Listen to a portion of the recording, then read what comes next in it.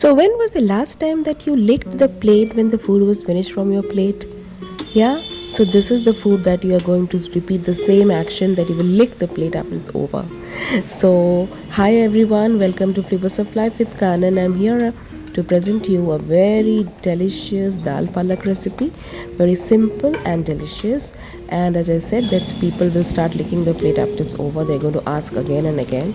As you can see, that the stuff going into the gravy is a very simple recipe, and it's got all the ingredients, all the things that I'm using are very commonly available in every household. There's nothing to worry about.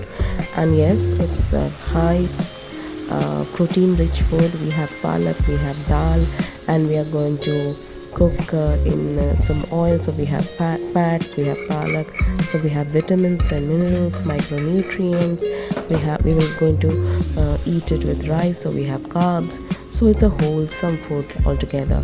So see how creamy, delicious it has become. And to give it a final touch, let's put some black pepper powder and the lemon juice.